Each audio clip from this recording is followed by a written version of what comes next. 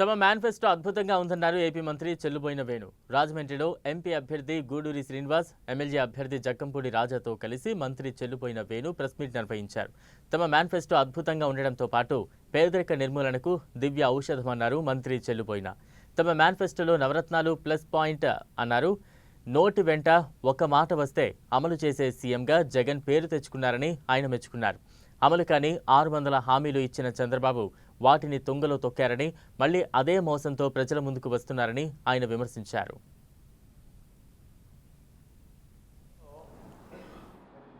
ఒక నమ్మకానికి, నిజానికి, బాధ్యతకి, భరోసాకి మరొకసారి చెప్తాను.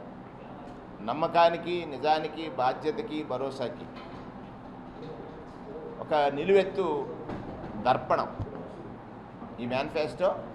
నిలువెత్తు దర్పణం అని సందర్భంగా మనవి చేస్తా ఉన్నాం. కారణం, బాధ్యత కలిగినటువంటి ముఖ్యమంత్రిగా,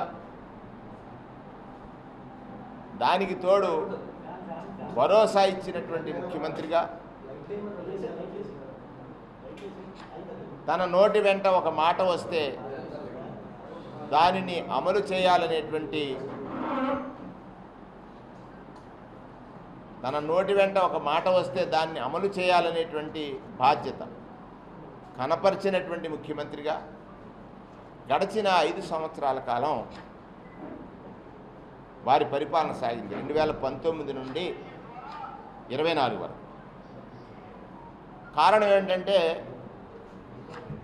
ఆయన 2017లో పాదయాత్ర చేసిన సందర్భంలో ప్రజా సమస్యలు, కొన్ని కోట్ల మందిని కలవడం, వారి సమస్యల పట్ల వారి సమస్యలు వినడం, అర్థం చేసుకోవడం, వాటికి పరిష్కారాలకి నవరత్నాలు నిజమైనటువంటి ఔషధంగా భావించడం.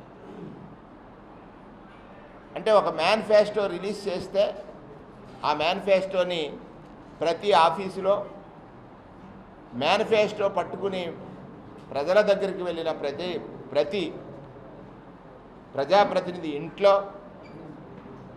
ప్రభుత్వ ఆఫీసులో మేనిఫెస్టో కాపీ ఖచ్చితంగా ఉండాలని మనం ఈ మాట ప్రజలకు చెప్పాం. చెప్పిన మాటను తూచా తప్పకుండా ఆచరించాలి, అమలుపరచాలి